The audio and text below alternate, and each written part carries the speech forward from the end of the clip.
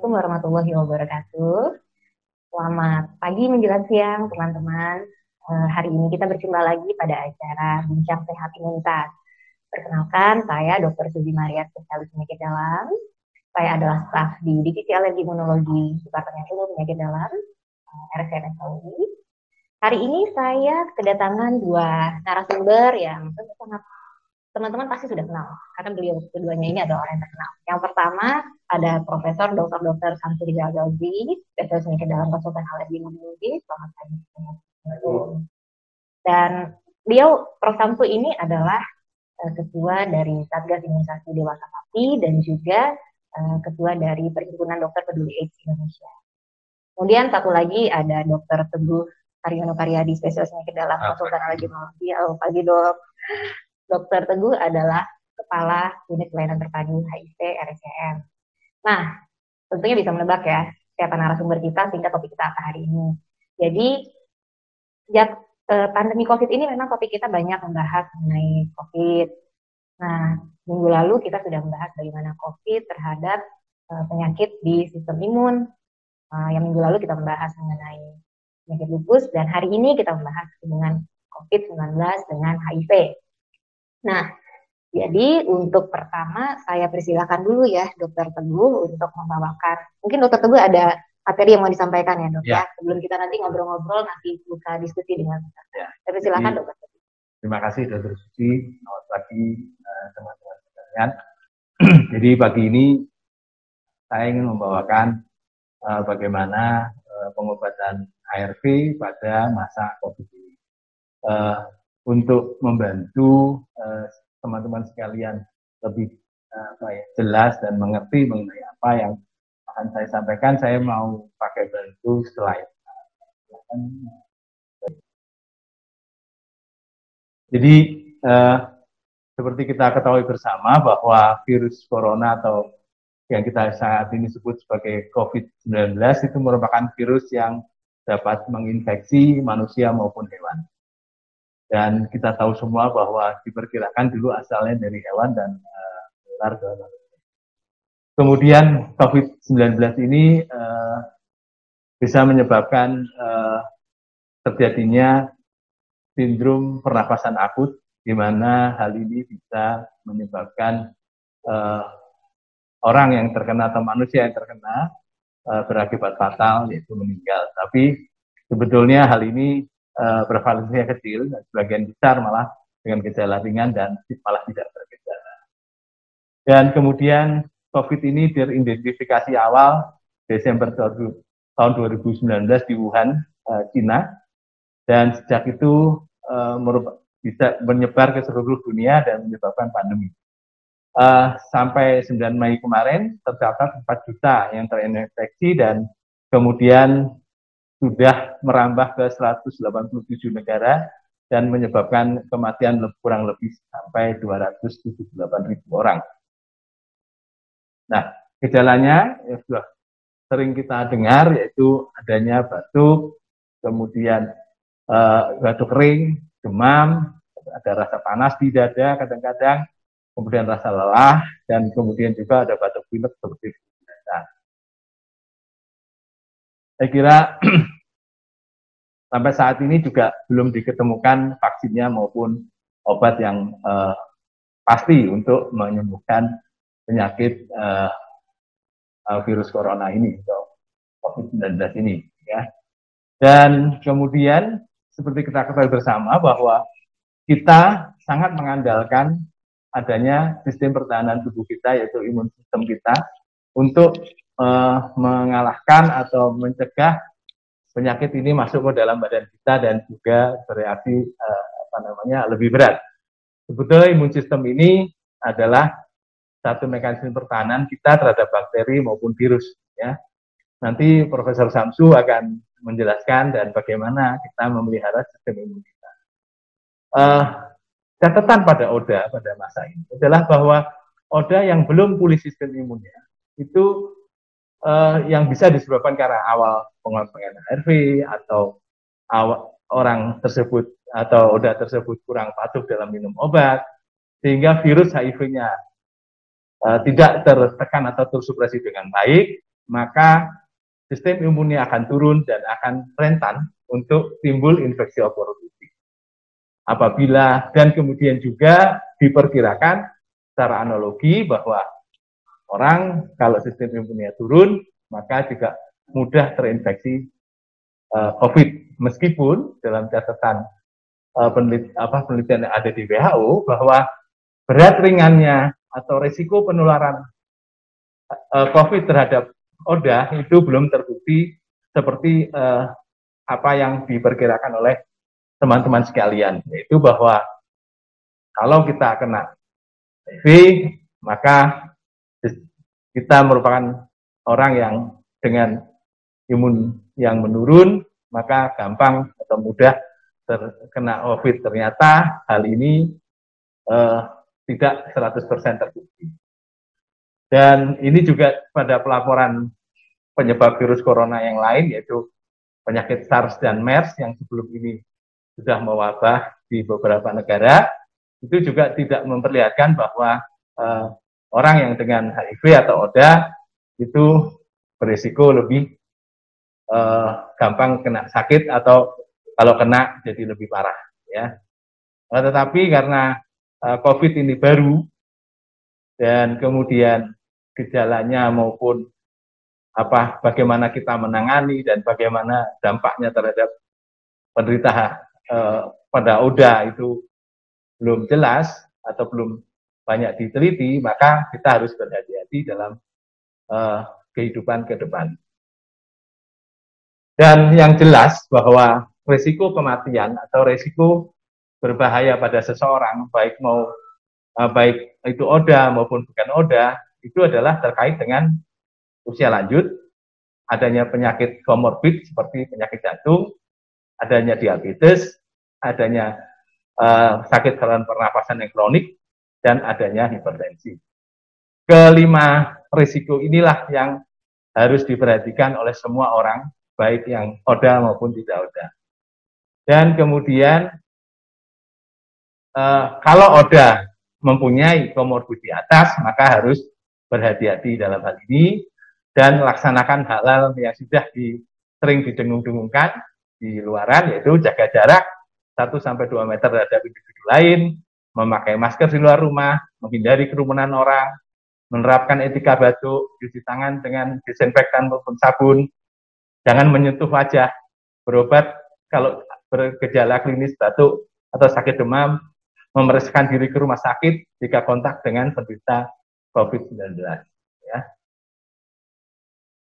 Untuk ODA yang pernah menderita TB atau dalam pengobatan TB aktif, itu perlu berhati-hati, karena kalau TB paru yang dulu pernah diderita dan menyebabkan kecacatan pada paru, maka risiko untuk terjadi hal-hal seperti di atas, jadi kalau keinfeksi COVID jadi berat, itu besar.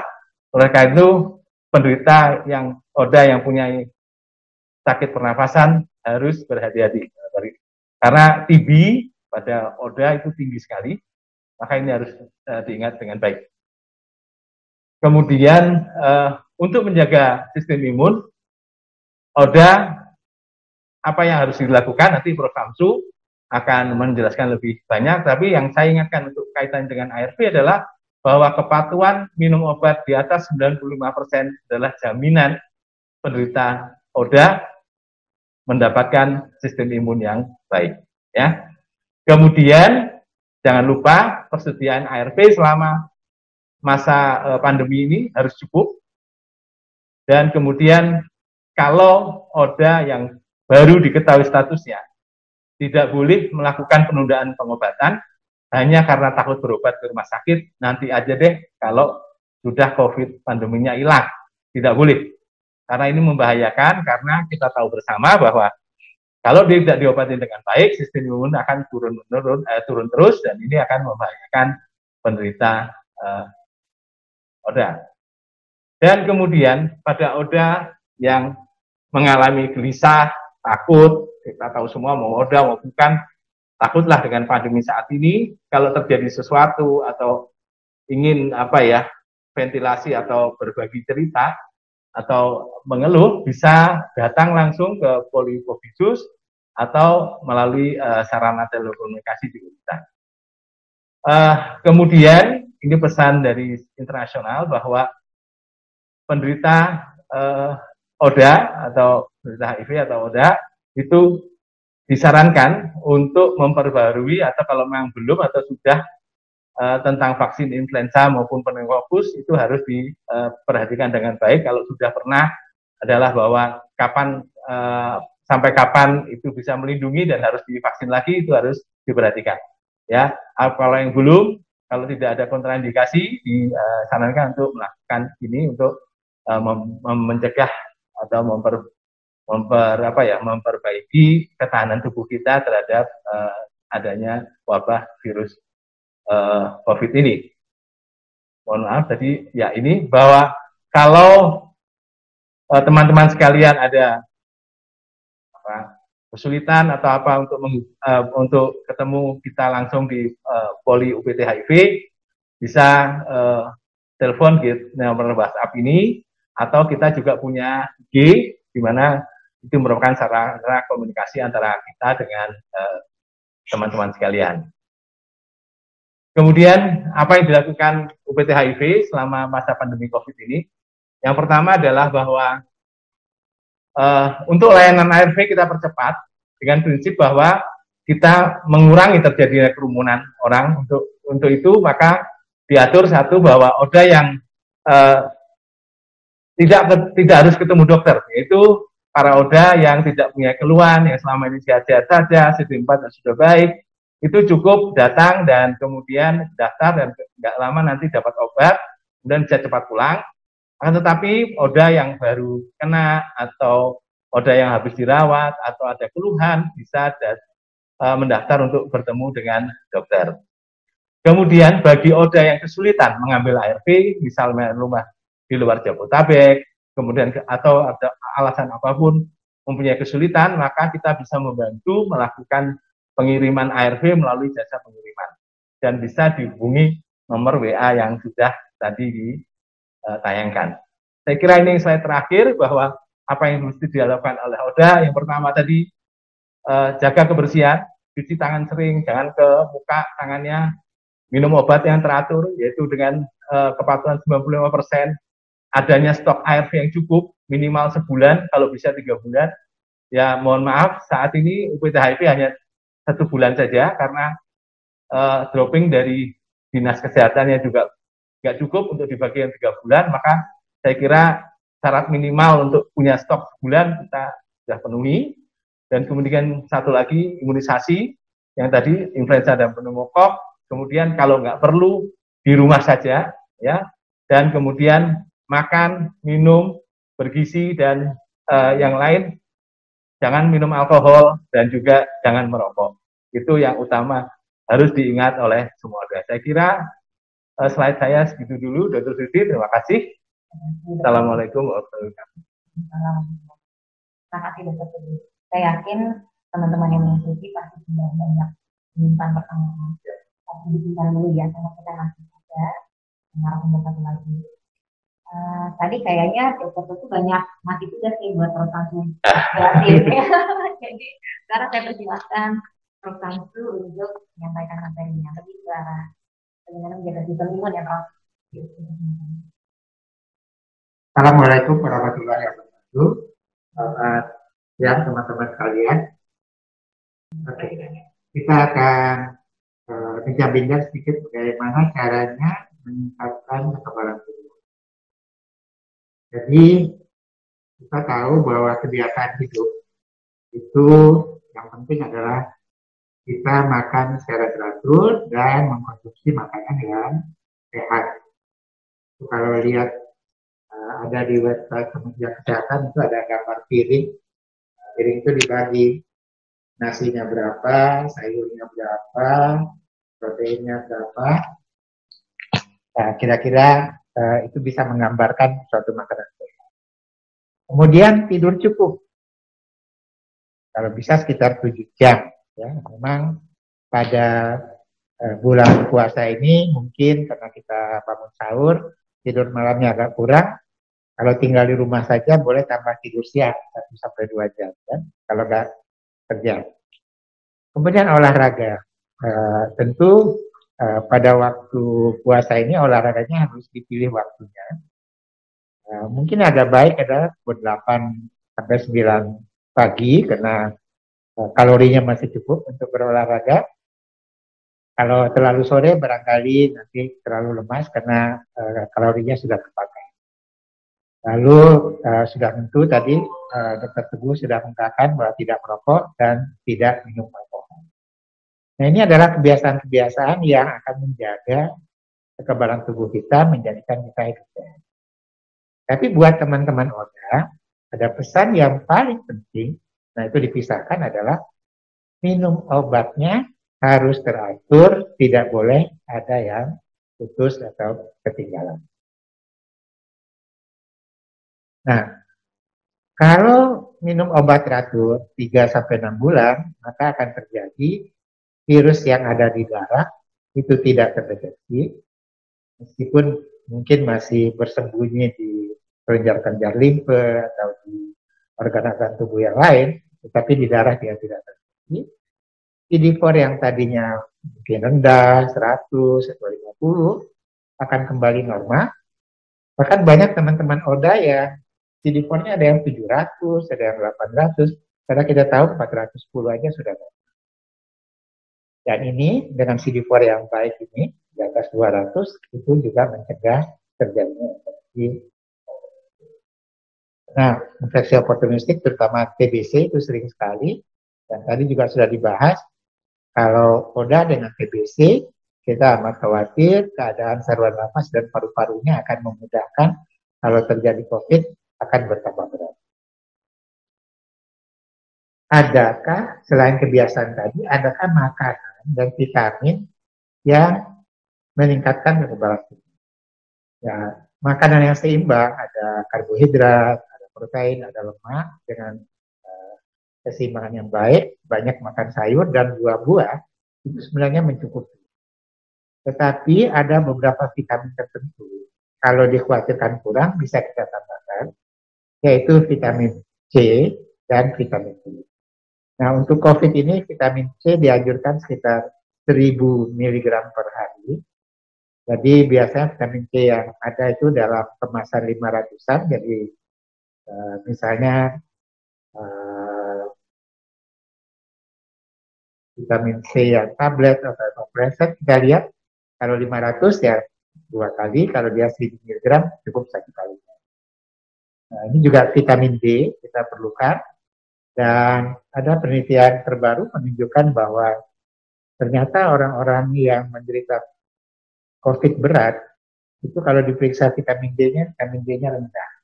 Jadi barangkali mudah-mudahan dengan vitamin D yang cukup, kalau ada terpapar dengan COVID ini tidak menjadi berat. Satu lagi yang juga dianjurkan adalah kita meminum probiotik, ya, baik yang dalam bentuk tablet, kapsul, atau dan dalam bentuk minuman. Nah, itu tadi makanan, olahraga, semuanya sifatnya jasmani. Jangan lupa bahwa ternyata faktor psikologis juga akan mempengaruhi kekebalan tubuh. Kalau kita selalu sedih, ya, depresi yang agak lama, maka kita juga kekebalan tubuhnya akan. Jadi kekebalan tubuh ini amat dinamis, naik turun. Kalau kita hidup optimis, gembira, dia naik. Apalagi kita ada kepuasan, kita menolong orang lain, juga CD4-nya akan naik. Tapi kalau tiap hari kita cuma mikiri kesulitan, hal-hal yang selalu menjadi beban kita yang kita pikirkan, maka kekebalan tubuh kita bisa. Itulah barangkali yang sederhana dari saya yang bisa kita kerjakan sehari-hari. Nah, tentu kita bisa bincang-bincang apa saja barangkali kita bahas. Ya, Bapak Susi. Terima kasih, Pak. Ya, kita sudah punya ada peserta yang ingin bertanya. Sebelum saya membacakan pertanyaan dari peserta, saya ingin ini dulu apa namanya ke Dokter Teguh tadi mungkin ada beberapa pernyataan yang nggak beberapa cuma satu pernyataan yang saya ingin perjelas. Saya tahu nanti ada yang nggak seperti tadi disebut-sebut kepatuhan lebih dari 95%. Ya. Nah itu mungkin teman-teman belum tahu cara menghitung kepatuhan 95%. Bagaimana maksudnya? Ya, kan dari awal waktu kita diberikan ARV dan diberikan penyuluhan, maka kalau kita minum obat itu tepat waktu dan kemudian sampai 1 bulan, dan 1 bulan itu dihitung bahwa selama ini selalu tepat waktu, itu dibilang tepat waktu 100%. Tetapi misalnya nih obat yang kita minum jumlahnya berapa ya? Misalnya sebulan 30. Ya, 60 kali jadi 60 gitu. Jadi ya kalau kita bisa minum tepat waktu obat itu yang 55 tablet, ya saya kira itu sudah merupakan 95% minum obat secara teratur dengan baik. Itu adalah tadi itu bukan merupakan satu angka yang dikarang, tapi itu merupakan satu angka penelitian di mana kalau kita ingin supaya virusnya tertekan atau terhabisi dengan baik sesuai target yang dicanangkan oleh ahli-ahli di dunia, maka kita harus bisa minum 95% dari jumlah obat yang kita punya itu dengan tepat waktu, sehingga kita dapat memetik hasilnya virusnya rendah sekali atau sering disebut tidak terdeteksi, dan kemudian CD4-nya juga sangat tinggi, biasanya akan kembali ke dekat normal atau lebih dari minimal normal, dari 500, atau kadang-kadang kalau kita makan obatnya dulu dimulai dari sangat kurang 100 misalnya, itu kadang-kadang CD4 kita memang nggak nyampe ke 500, tapi sudah cukup lewat dari 200, di mana CD4 200 itu adalah satu ukuran di mana sistem pertahanan tubuh kita kalau di bawah 200 itu sangat jelek. Jadi kalau dia minum FDC selama 3 bulan, itu kan 90 kali. Ya. Sebulan, kalau bisa kayak boleh ada yang lupa. Nggak ada yang lupa, kalau bisa 100%. Kalau 1 kali masih bisa dimaafkan. Kalau udah 2 kali udah nggak boleh, udah lewat dari 5%. Ya pokoknya 5% lah toleransi. Kalau 60 tapi harusnya nggak 5 ya, tadi harusnya cuma 58 atau 59 kali yang lainnya nggak boleh lepas. Ya, ini ada yang tanya ya. Ada pertanyaan ya kepada Prof. Samsu. Dari Ratna Mardiati. Ya. Apakah pemberian vitamin C 1000 mg hanya pada pasien HIV atau juga kepada setiap orang? Jadi sebenarnya kan kebutuhan kita untuk vitamin C ini sebagian sudah terpenuhi oleh makanan atau minuman kita. Tapi pada keadaan di mana kita ingin meningkatkan supaya kita merasa lebih aman, maka kita tambahkan. Dan tambahan yang dianjurkan untuk meningkatkan kekebalan tubuh itu adalah 1000 mg untuk semua orang, bukan hanya untuk orang dengan HIV. Nah, untuk vitamin D ini yang banyak penelitiannya Dr. Susi ini, bisa vitamin D sekaligus dengan berjemurnya kapan, barangkali bisa. Waduh. Oke, terima kasih Prof. Jadi saya yang jawab. Ya. Jadi kalau mengenai vitamin D, nah tadi kan Prof. Samsu sudah sampaikan, ternyata pada pasien yang HIV itu banyak yang juga kadar vitamin D-nya rendah. Nah memang terutama itu kita di negara tropis, ternyata fenomena itu tersebut ditemukan. Jadi pada orang yang sehat pun banyak yang kadar vitamin D-nya rendah karena memang kita perilakunya memang takut sama matahari. Jadi kalau untuk berapa unit itu tidak ada patokan pasti karena kita itu ingin mencapai target normalnya. Rentang normal yang sampai saat ini dianggap normal adalah 30 sampai 50. Jadi kita ingin mencapai rentang normal tersebut. Kalau orang yang mulai dari kadar vitamin D-nya cuma 3 atau 6, tentu dia butuh dosis yang lebih besar untuk dia bisa cepat mencapai nilai normal tersebut. Nah, atau kalau dia mulainya di 20-an, ya tentu dosis dia tidak terlalu besar untuk mencapai nilai normal tersebut. Jadi itu nanti akan sangat berbeda antar pasien. Umumnya kalau untuk terapi, kita berikan dosisnya mulai dari 1.000 unit sehari, bisa sampai 5.000 unit sehari. Gitu, Prof. Tapi tentunya jangan lupa vitamin D itu secara alamiah sumbernya kan adalah dari matahari. Nah, matahari itu yang diperlukan adalah sinar ultraviolet B. Nah, mungkin ini lagi yang menjadi banyak pertanyaan kan. Yang berapa ultraviolet B di Indonesia? Sebenarnya itu penelitian di Indonesia ada dipublikasi di jurnal di Jakarta dan di Bandung.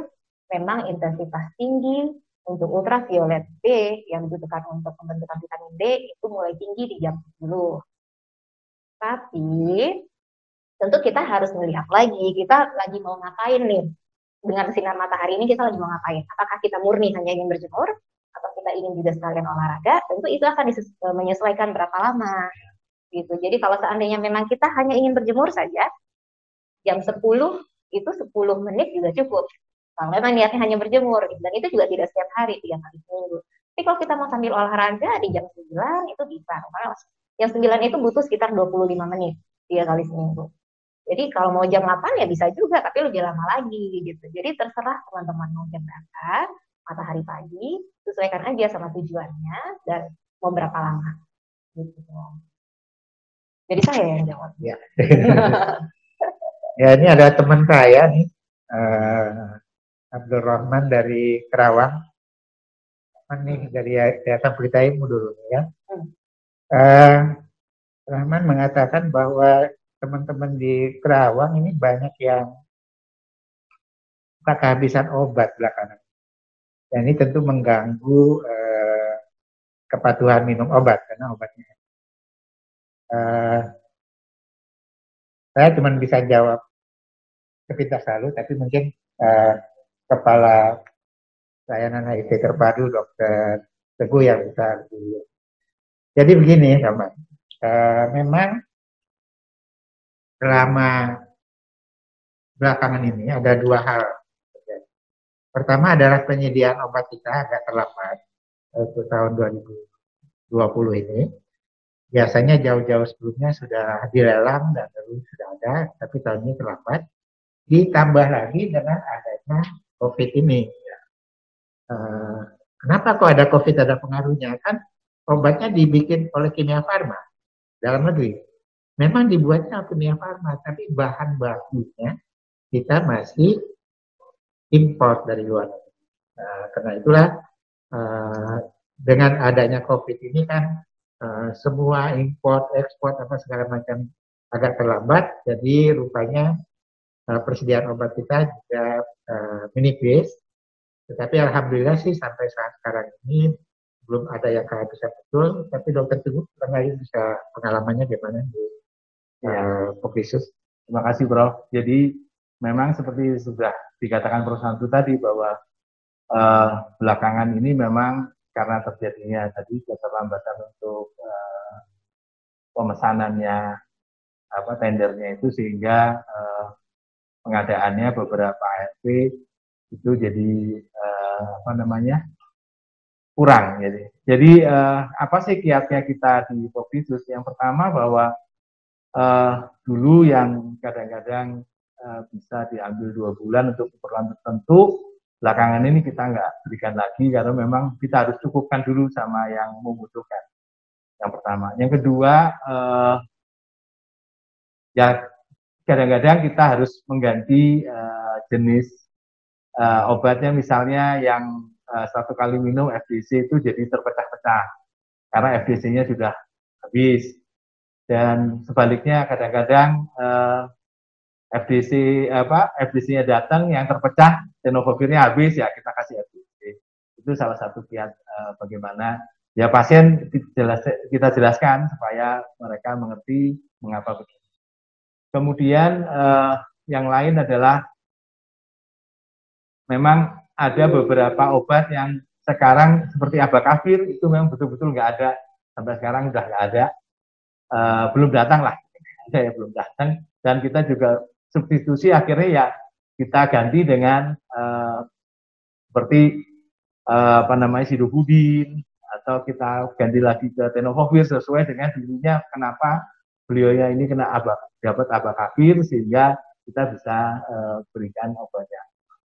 Saya kira sih itu sementara, atau kita kalau memang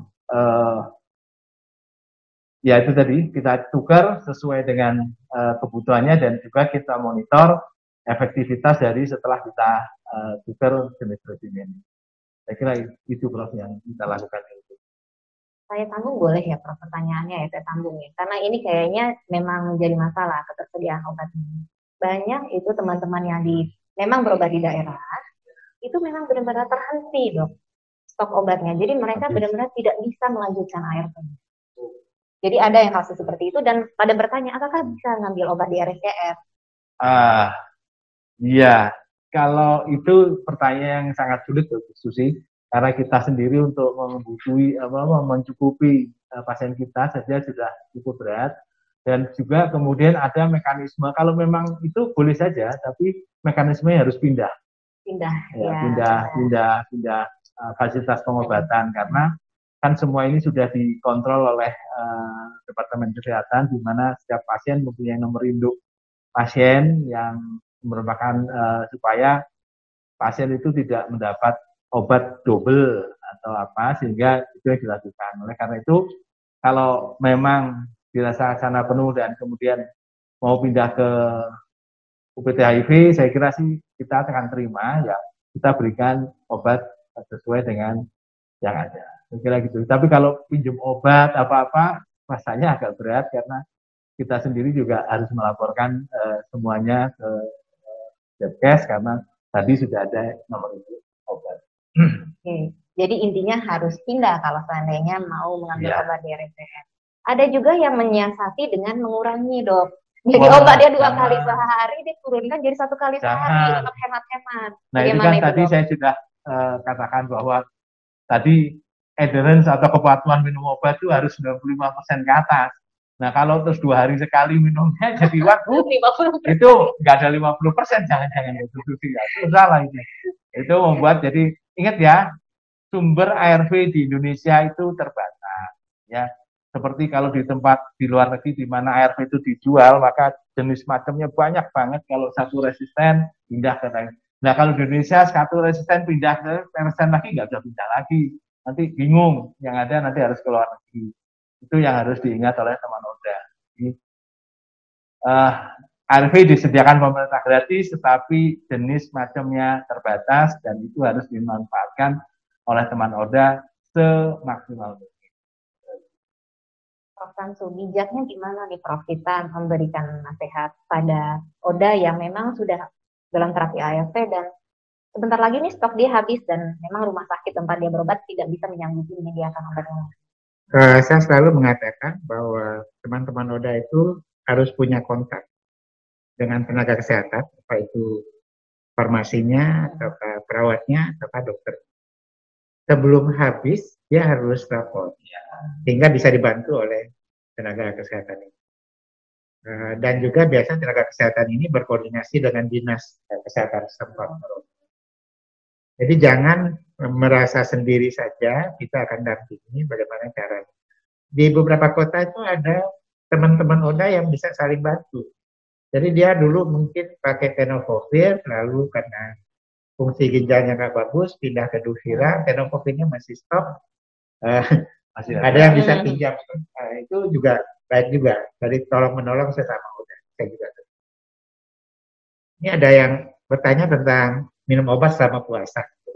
Iya, katanya minumnya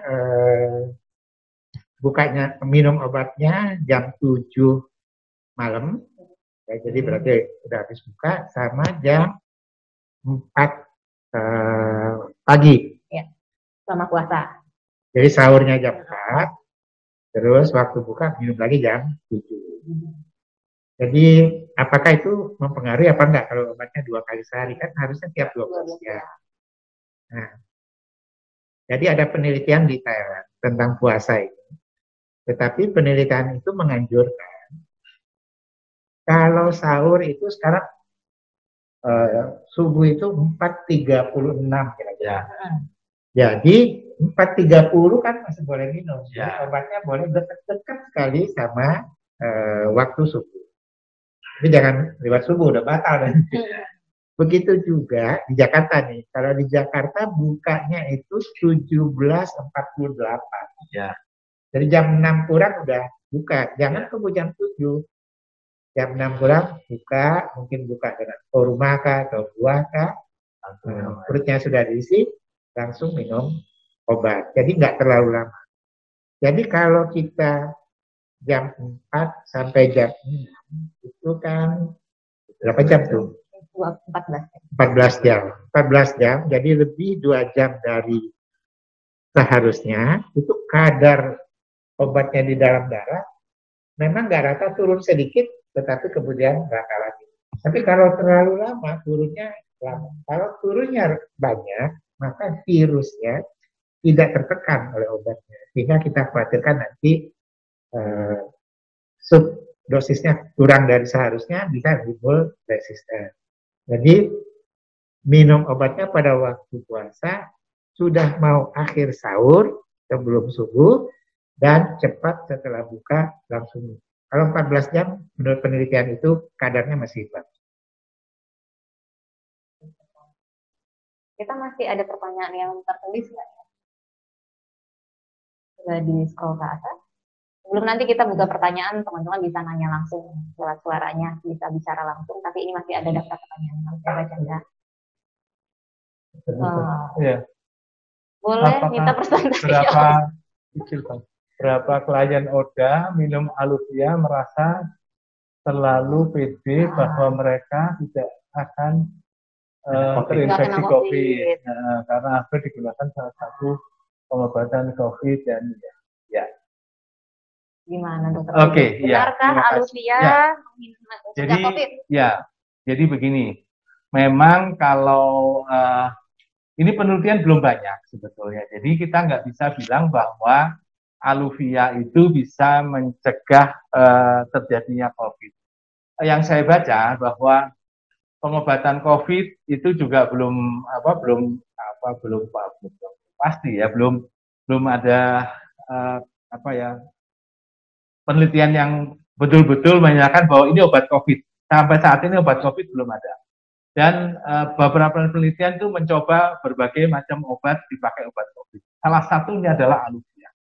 Dan ada beberapa laporan menyatakan bahwa Aluvia ini bisa memperbaiki kesehatan penderita COVID yang lagi terinfeksi dan aktif sehingga baik atau virusnya hilang. Tetapi jumlah penelitiannya nggak banyak.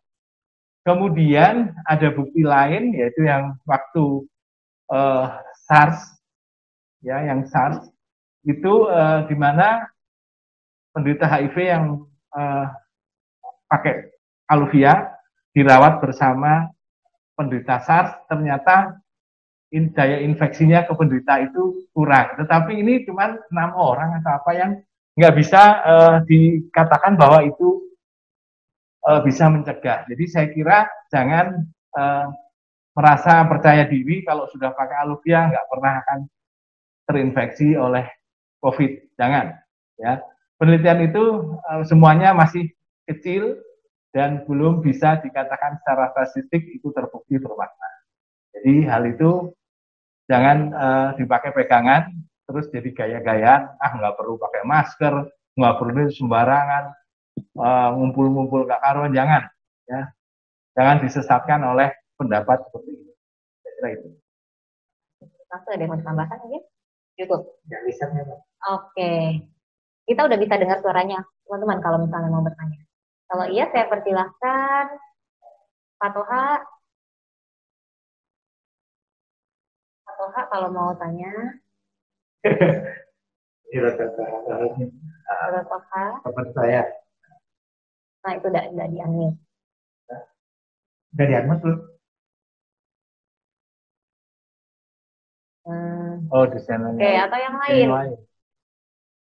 Yang waiting-nya. Di unmute speakernya Pak Toha. Iya. Silakan. Iya, terima kasih. Assalamualaikum warahmatullahi wabarakatuh.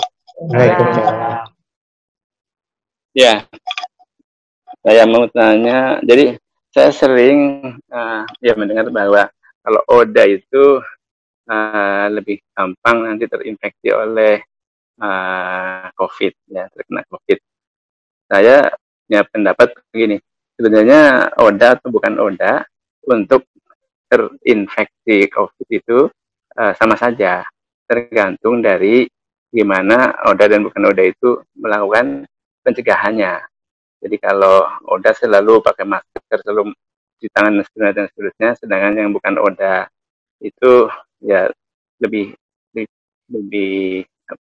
lalai gitu.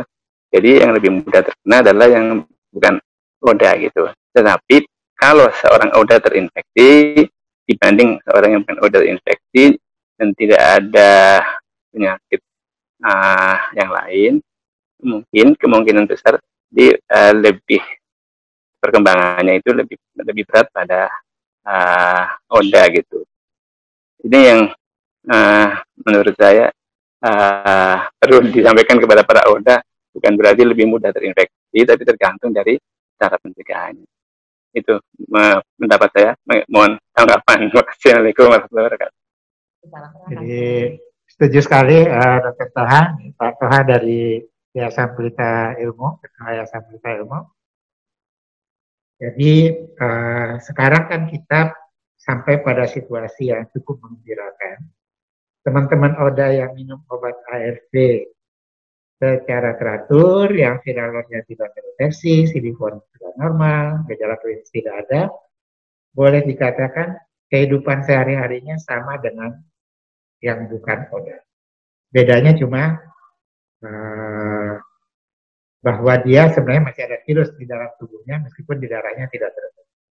Dia nggak boleh jadi donor darah. Jadi kalau sudah sampai pada tahap itu sebenarnya tidak perlu terlalu khawatir, risikonya hampir sama dengan orang yang bukan ODA. Nah, tetapi ada beberapa kebiasaan yang mungkin lebih sering terjadi pada teman-teman ODA daripada yang bukan. Yang pertama adalah merokok. Nah, ternyata teman-teman ODA masih banyak yang merokok. Jadi seharusnya merokok ini betul-betul dihentikan. Lalu alkohol, kalau yang masih minum alkohol. Tidurnya nggak teratur, banyak begadang. Jadi sebenarnya bukan karena virusnya, tetapi pola hidupnya yang bukan ODA pun kalau melaksanakan, mengamalkan pola hidup seperti itu, juga kekebalan tubuhnya akan. Jadi saya rasa benar sekali apa yang dikatakan. Dan juga selain yang kebiasaan, tadi juga Dr. Toha sudah sampaikan, dan Dr. Teguh juga tadi di presentasi menyampaikan masalah komorbid. Ya. Jadi pasien HIV itu kan juga sekarang banyak yang ada diabetes, penyakit jantung, kardiovaskular, TB, ya dok. Jadi komorbid pada penderita HIV itu bisa karena karena genetikalnya begitu, tapi juga bisa efek samping dari obatnya. Jadi saya kira pasien HIV kalau ODA kalau sudah punya komorbid itu harus hati-hati, dan kalau perlu ya kalau sudah lama minum ARV ya mohon kiranya tolong dilihat apakah lipidnya masih bagus atau enggak. Kalau lipidnya enggak bagus dicek jantungnya segala supaya komorbid tadi bisa dipastikan bahwa hal itu masih baik. Nah, ini ada yang ngasih tahu ternyata di Papua sudah dilaporkan ada 1 ODA terinfeksi COVID. Nah, mungkin teman-teman yang yang lain dari daerah lain mungkin juga punya data. Ya, saya di Pelni ada 3. Di Pelni ada sekitar yang mengambil obat ARV ada sekitar 600. Sampai saat sekarang ini saya baru ada 3 orang yang saya tahu terinfeksi COVID. ada yang dirawat 2 orang, ada yang tidak dirawat. Jadi ya karena memang COVID ini bisa kena pada semua orang, ya teman Oda juga bisa kena. Di Darmais ada 1, 2 barangkali. Cuman kita belum punya angka nasional. Saya nggak tahu apa teman-teman di daerah juga kalau ada datanya boleh disampaikan. Nanti teman-teman kalau ada dari daerah masing-masing punya data juga boleh disampaikan ya di sini. Kita ada pertanyaan yang lain. Saya sudah 2 kali tes viral load, hasilnya tidak terdeteksi. Apakah masih bisa menularkan pasangan? Oh, ini pertanyaan umum, tidak terkait COVID. Silakan mungkin Dr. Teguh. Ya, terima kasih. Jadi sebetulnya kita harus juga lebih paham mengenai tidak terdeteksi dan terdeteksi. Tidak terdeteksi itu sebetulnya secara alat, teman-teman sekalian. Jadi misalnya kayak di Pokdisus itu alatnya itu bisa mendeteksi kalau virusnya jumlahnya lebih dari 30 virus per mililiter darah. Jadi kalau misalnya virusnya 27 atau 26 per mililiter darah, alatnya bilang undetectable atau tidak. Tapi sebetulnya pada diri seorang berat badan seorang Oda itu sampai kapanpun ada virusnya dan jumlahnya kecil. Memang nanti kalau dikorelasikan dengan penularan, dengan jumlah virus yang sangat kecil, itu penularannya jadi susah. Saya nggak bisa bilang nggak bisa menular, enggak. Karena virusnya tetap ada. Tetapi hal itu jadi lebih susah. Saya kira itu yang bisa saya jawab. Mungkin programnya. Jadi gini, kita ambil 2 keadaan. Kalau virus tidak terdeteksi, minum ARV teratur, boleh punya anak kan? Boleh. Boleh kan? Apakah ada risiko dia akan tertular istrinya, atau kalau dia laki-laki, atau sebaliknya? Penularan ke pasangan itu risikonya menjadi amat kecil karena virusnya tidak terdeteksi atau amat sedikit sehingga tidak terdeteksi. Nah, untuk ini ada 2 pandangan. Ada yang mengatakan kalau sudah tidak terdeteksi, ini di Barat, di Amerika, sudah boleh lepas kondom setiap hubungan. Tapi kita di Indonesia, karena kita masih ragu, obat ARV kita kadang-kadang terputus, kadang-kadang tidak, atau minum obatnya kepatuhannya kurang, kita masih menganjurkan kalau ingin punya anak, buka kondomnya pada masa subur. Ya. Terus pertanyaan kedua, boleh nggak jadi donor darah? Kita tahu, darah yang ditransfusikan itu jumlahnya 200 sampai 250 cc. Jadi meskipun 1 mililiternya 1 cc-nya, jadi 10 kalau dalam 250 cc itu jadi banyak dan bisa berisiko menular, yang menerima darahnya bisa tertular. Transfusi darah tetap tidak boleh meskipun sudah tidak terdeteksi. Karena seperti kata Dr. Teguh tadi, dikatakan tidak terdeteksi itu bukan 0 ya, Dr. Teguh. Ya. Bisa 10, bisa 15, tapi masih ada. Ya. Terima kasih, Prof. Boleh dinaikin nggak pertanyaannya? Soalnya saya mau membahasnya yang lebih banyak ke fokusnya. Ya, pertanyaan di bawahnya. Nah, Oda itu kan mesti ambil ARV tiap bulan ke rumah sakit. Apa kunjungan rutin ke rumah sakit harus dihindari? Nah, gimana tadi Dokter Teguh sudah jawabnya? Terima kasih. Jadi memang betul bahwa kunjungan ke fasilitas kesehatan kalau dalam anjuran-anjuran para ahli di dunia itu dikurangi, ya, kalau tidak perlu. Dan kalau penderita HIV ODA ini ingin ke rumah sakit untuk mengambil saja, saya kira sih nggak ada masalah seperti apa yang dilakukan oleh Bobi bahwa mengambil secepat mungkin. Jadi yang penting transitnya tidak terlalu lama di rumah sakit. Dan selama di rumah sakit kita memakai perlindung, utamanya adalah masker, dan kemudian kita juga cuci tangan secara berkala dengan baik. Saya kira resiko untuk tertular COVID sangat kecil. Jadi nggak boleh deket-deketan. Ya, nggak boleh deket-deketan. Kalau kita jaga jarak, sudah ada apa yang sudah ada di bangku yang sudah dicoret ini boleh, nggak boleh didudukin, ini boleh didudukin, sehingga jarak antar manusianya juga cukup baik, dan kemudian kita transit tidak terlalu lama di satu tempat itu, maka risiko penularan itu sangat kecil, saya kira.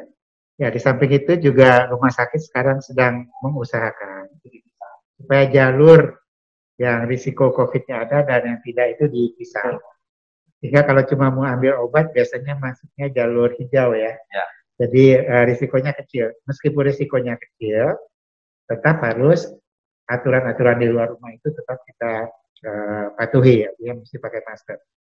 Saya sering sekali ketemu pasien karena dia merasa nggak sopan kalau ngomong sama saya pakai masker, udah duduk di depan, bukan maskernya. Gitu. Jadi ya mudah-mudahan sih dia negatif ya, tapi kalau dia positif kan virusnya berterbangan. Jadi tetap pakai masker meskipun bicara sama dokter atau bicara sama orang tua, sekarang tidak dianggap tidak sopan. Itu adalah untuk keselamatan kita. Ya, terima kasih Prof. Ada yang mau nanya langsung ya? Coba dikasih kesempatan. Siapa nih? Dr. Agus Arjuna Pasundan. Dokter bukannya?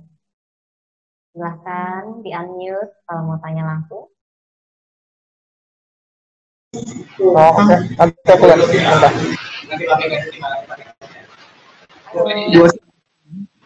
Silahkan bertanya. Ya, makasih. Dok, saya tuh mau nanya terkait teman-teman ODIF itu kan tiap bulan harus datang ke rumah sakit atau ke puskesmas, terkait mereka memang harus mengambil obat secara rutin. Nah, sementara kita tahu bahwa rumah sakit dan puskesmas itu kan kemudian menjadi tempat yang paling merah lah istilahnya kalau terkait COVID. Beberapa rumah sakit mulai menginstruksikan dampingan atau pasien untuk tidak datang. Nah, menurut dokter, apakah memang mereka sebaiknya tidak datang ke rumah sakit atau puskesmas dan obatnya diambilkan pendamping, atau memang mereka sebenarnya beresiko rendah untuk terinfeksi dan silahkan datang tiap bulan seperti biasa? Terima kasih. Terima kasih. Silahkan Dokter Teguh. Ya, jadi yang perlu diketahui bersama tadi sudah kita bahas bahwa risiko penularan COVID terhadap manusia, mau itu ODA maupun bukan ODA, itu sama. Yang pertama, bahwa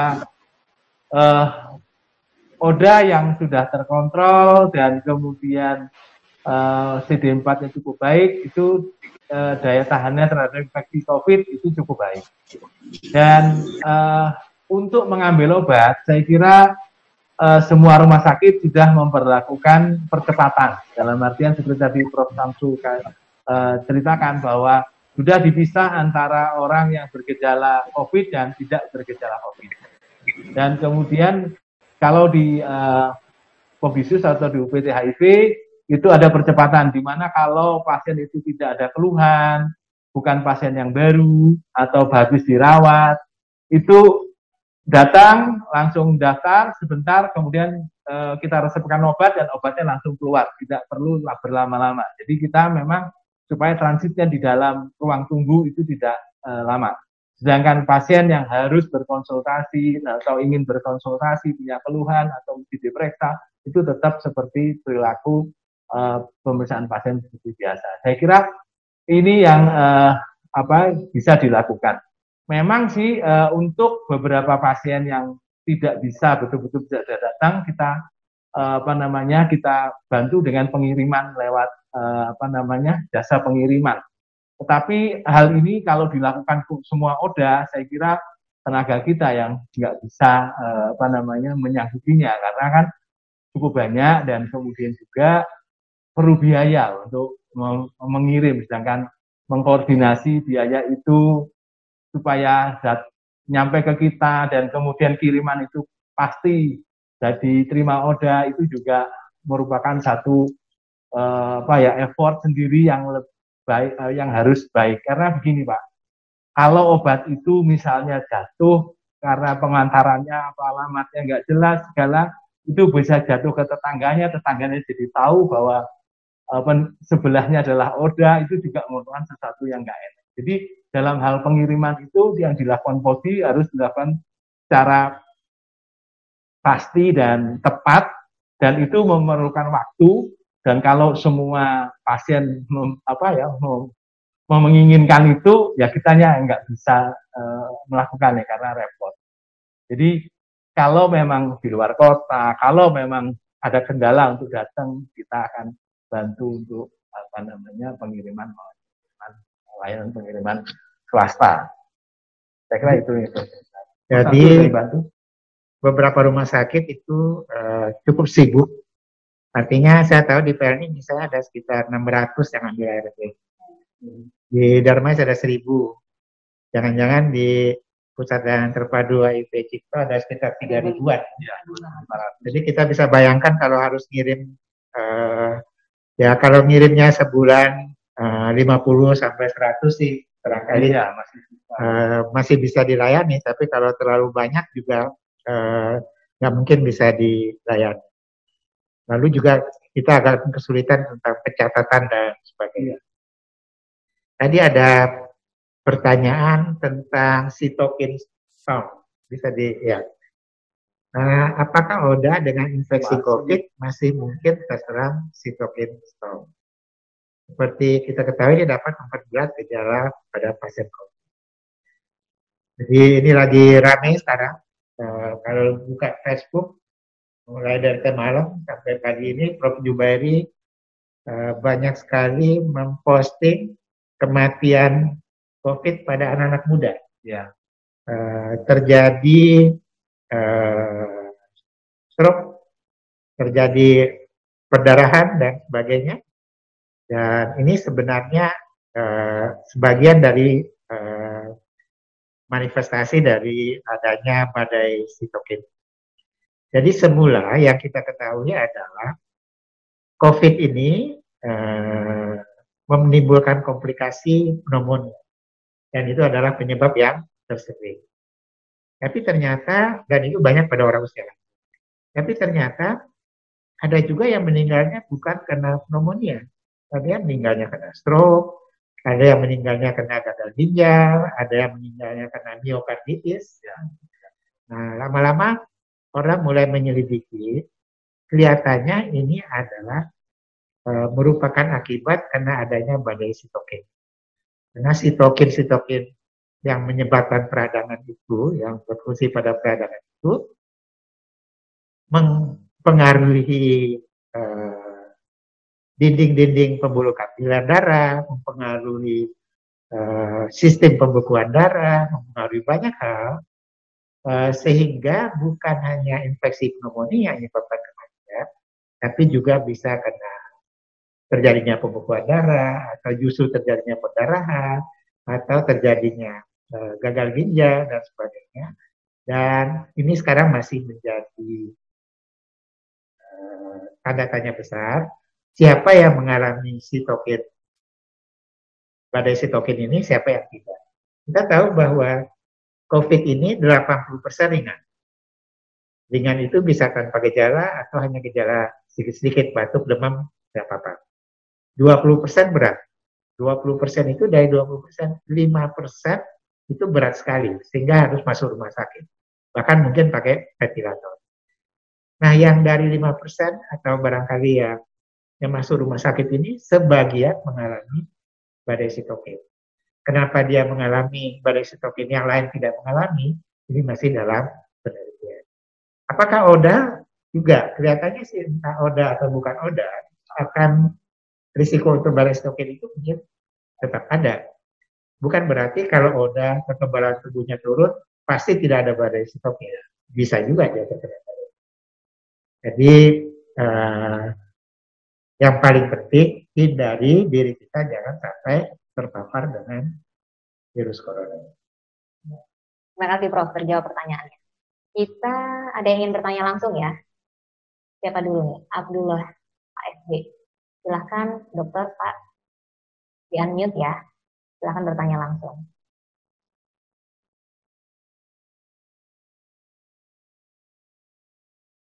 Abdullah. Silahkan Pak Abdullah. Abdullah, silahkan. Mikrofonnya udah buka? Kan Pak Abdullah di unmute ya.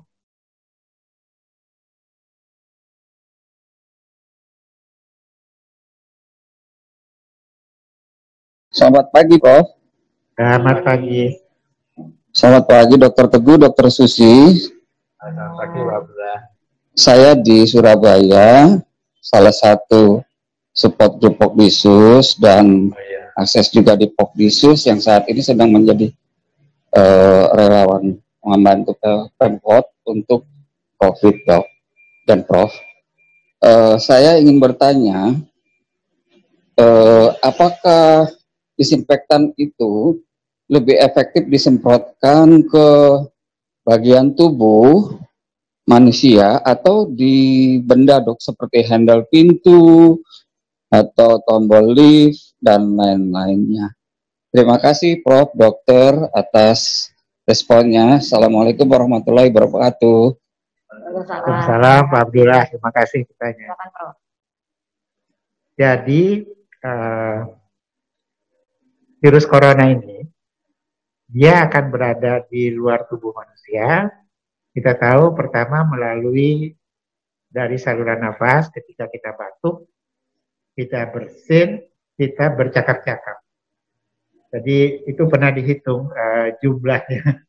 Jadi kita kalau jarak dekat berbicara selama 5 menit itu udah mencukupi untuk bisa menularkan pada orang yang kita ada. Nah, sampai saat sekarang ini ada ada perubahan konsep mengenai virus ini di udara. Jadi semula WHO mengatakan virus ini adalah droplet. Droplet itu berarti butirannya itu besar-besar ukurannya.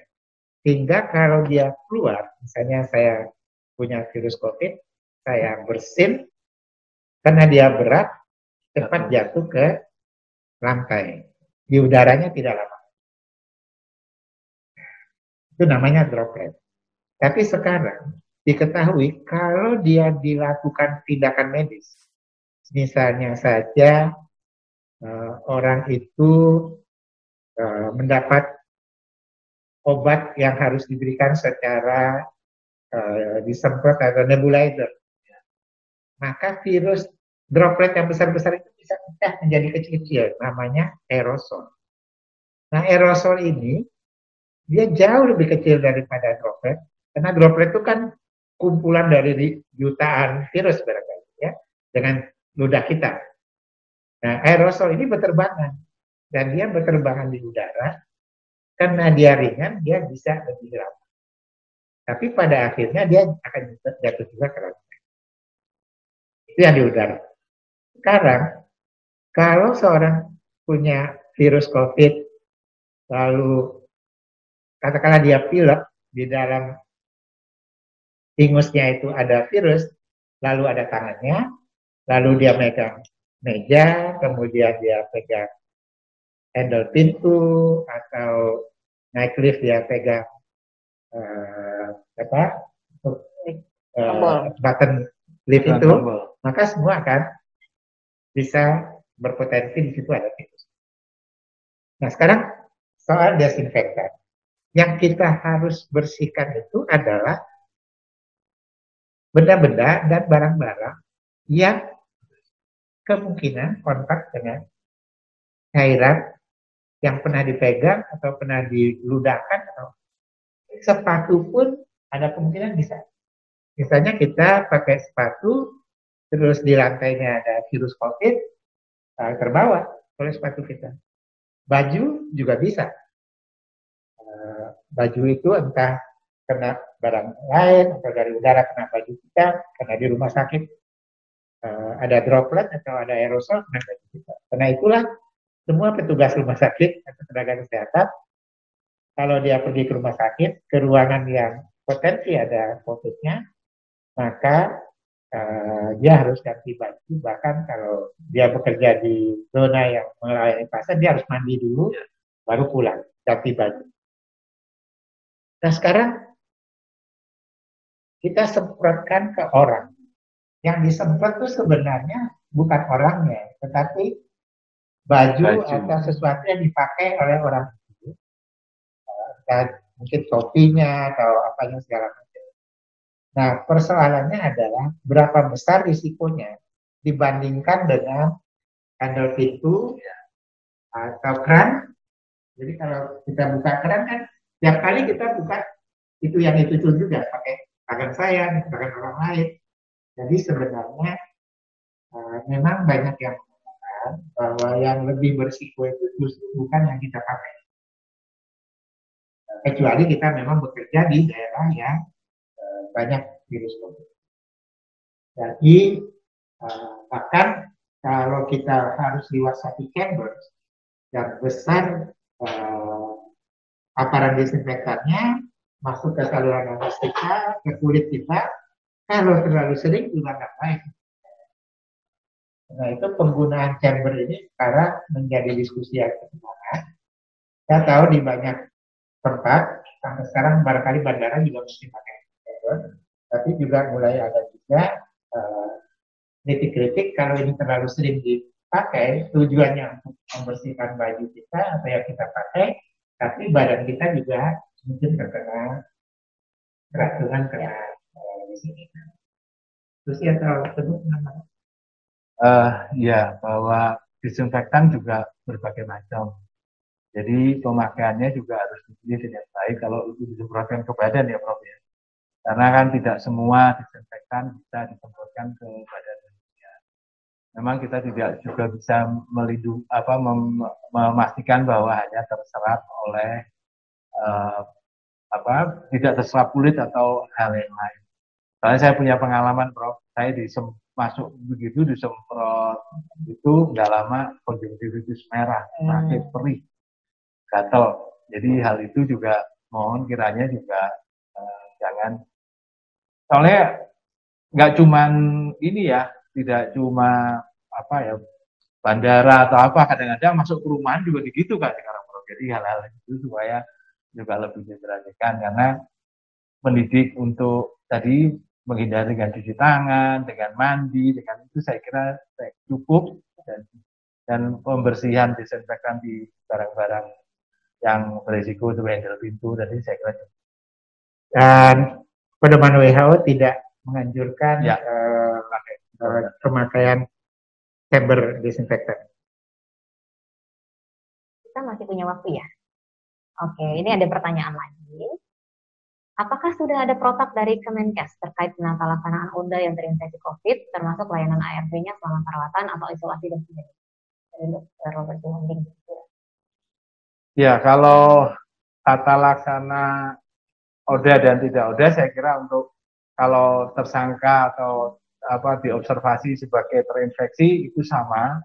Cuman layanan ARV saya kira setiap rumah sakit yang melakukan pengobatan dengan COVID itu moga-moga punya ARV. Tetapi kalau tidak, saya kira sih keluarganya bisa seperti kalau di Pogisus selama ini, misalnya ODA ini ada masalah dirawat di rumah sakit lain, atau mohon maaf kalau ditahan di kepolisian itu kita bisa kirim kok ARV-nya asal keluarganya datang membawa surat dari instansi yang merawat atau yang menahan itu juga bisa diberikan. Saya kira tidak terlalu istimewa ya, tidak perlu protap khusus untuk ini. Ya, sudah ada dalam perawatan COVID yang dikeluarkan oleh berbagai profesi. Saya rasa anggota publis sudah terima. Dan itu mencakup paru-paru, penyakit dalam, anak, jantung, ibu hamil, dan sebagainya. Kalau Pak, siapa tadi yang dari Diapura? Kalau memerlukan, kita barangkali bisa kirim. Karena saya nggak tahu soft copy-nya apa ada atau enggak, tapi saya dapat yang hard copy-nya.